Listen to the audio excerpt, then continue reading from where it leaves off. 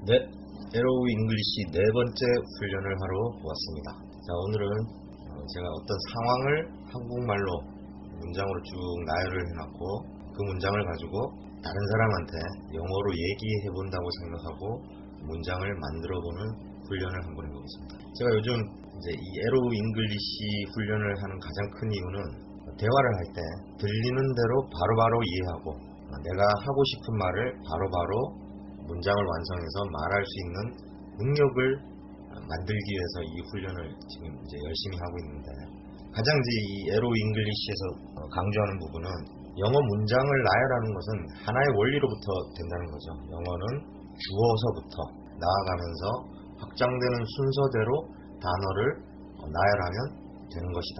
이 단어를 나열하는 데 있어서 가장 중요한 게 전치사나 접속사나 그다음에 관계사를 잘 활용해가지고 나열하는 거죠. 저도 요즘 보니까 예전에는 뭐 영어 문장, 긴 문장을 보면 뭐 해석할 생각도 안 하고 그냥 포기하고 그랬었는데 전치사가 상당히 많이 나오더라고요. 오늘도 이 문장 제가 이제 만들면서 보면 전치사가 상당히 많이 나올 건데, 이 전치사가 상당히 그 원어민들에 있어서는 아주 큰 비중을 차지한다고, 문장에서 전치사가 하는 역할이 상당한 역할을 한다고 하더라고요. 자, 오늘 상황 설명은 서울 거리에서 수도관을 수리 중이다.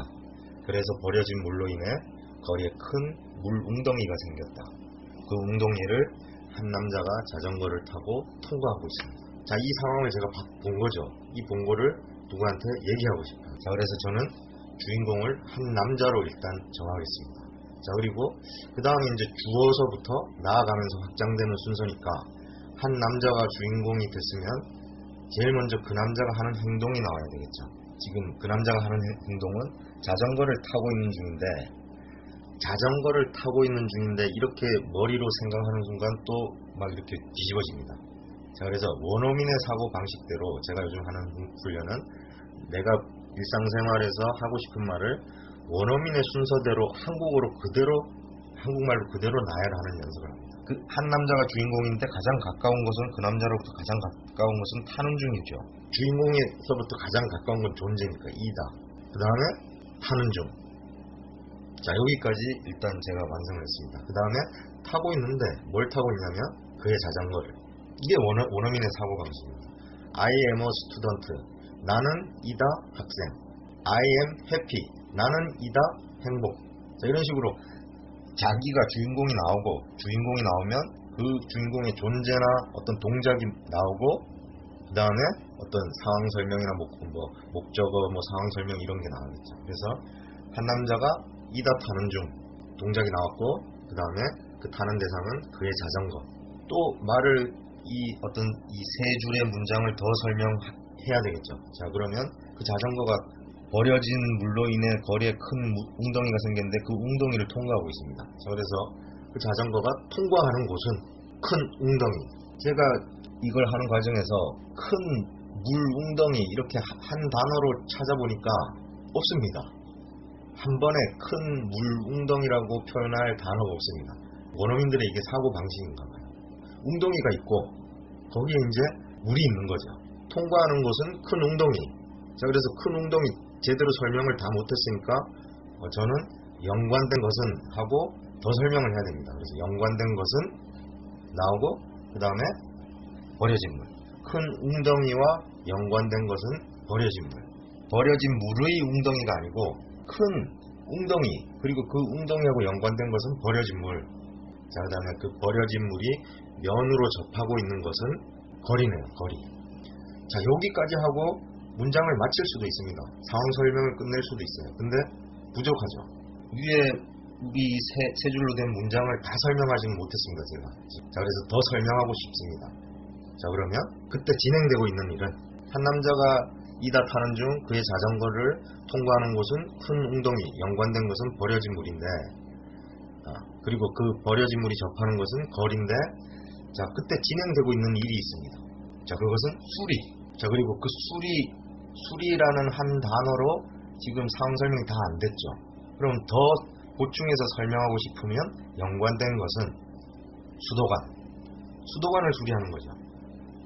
그래서 우리가 수도관을 수리하는 거죠. 이거는 한국식 발상이고 원어민의 발상은 수리, 연관된 것은 수도관. 자, 그 다음에 어디서 이런 일이 일어났습니까? 자, 안에 있고 둘러싼 것은 서울. 자, 이렇게 이 문장을, 세 줄의 문장을 저는 다른 사람한테 한국말로 먼저 원어민의 관점에서 주어부터 나아가면서 확장되는 순서대로 단어를 배열해 봤습니다. 자, 그러면 이 한국말 밑에다가 그냥 영어만 쭉 적으면 끝나게 되는 거죠. 자, 한 남자가 어맨, 자, 그 다음 이다 타는 중, is riding. 여기서도 보면 뭐 현재 진행형, 원래 한 남자가 나오면 그 다음에 이제 동사 ride가 나오면 is는 필요 없는데 여기서 현재 진행형 be 플러스 ing 저희가 그렇게 외웠었죠. 그게 아니고 진행형을 얘기할 때는 나는 존재하고 있어요. 진행하면서.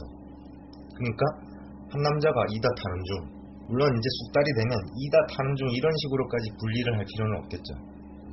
그냥 타는 중 하면 is riding 이러면 되겠지만 철저하게 저는 지금 연습을 한번 해보고 있습니다. 자, 그 다음에 타고 있는 것은 그의 자전거를 his bicycle. 자, 그 다음 통과하는 곳은, 자, 이제 전치사를 사용해서 문장을 늘려야 되는데 통과하고 있다는 걸 설명하고 싶어요. 그러면 그냥 through. 자, 예전에 저희가 through를 뭐뭇을 통하여, 뭐뭇을 통과하여 이런 식으로 외웠었습니다. 그래서 뭐뭇을, 앞으로는 뭐뭇을 이런 것은 저는 사용을 하지 않고 이해를 해보려고 훈련을 하는 겁니다. 통과하는 곳은 through. 자, 그 다음에 큰 웅덩이, a large puddle. 자, 그 다음에 큰 웅덩이를 다 설명을 못했기 때문에 더 설명하고 싶을 때 연관된 것은 of, 버려진 물, wasted water. 자, 그 다음에 면으로 접하고 있는 것은 on, 전치사 on. 자, 그 다음에 거리, the street. 그때 진행되고 있는 일은 during이 뭐뭐 하는 동안이 아니고 그때 진행되고 있는 일은 수리. 그 수리를 설명했어요. 그래서 연관된 것은 of를 쓰고 더 설명을 하는 거죠. 더 repair에 대한 부가적인 설명을 of를 쓰고 water pipe, 수도관을 수리한다는 거죠. 자, 그 다음에 있는 장소, 안에 있고 둘러싸고 있는 것은 in, 서울. 한번 보시면 오늘 문장도 한 남자, 주인공으로부터 확장되는 순서대로 단어를 하기만 하면 그냥 끝나는 거죠. 남자가 있으면, 주인공이 있으면 가장 먼저 행동이 나오고, 그 다음에 그 남자가 지금 타고 있는 거 가장 가까운 게 그의 자전거죠. 그 다음에 그 자전거, 그 남자와 그 자전거가 통과하는 것은 큰 웅덩이고, 그 웅덩이를 원어민의 사고 방식으로 부가 설명을 한 뒤에 그 웅덩이하고 자전거하고 접하고 있는 것은 거리고, 자, 그 다음에 그때 진행되고 있는 일을 쭉 설명합니다.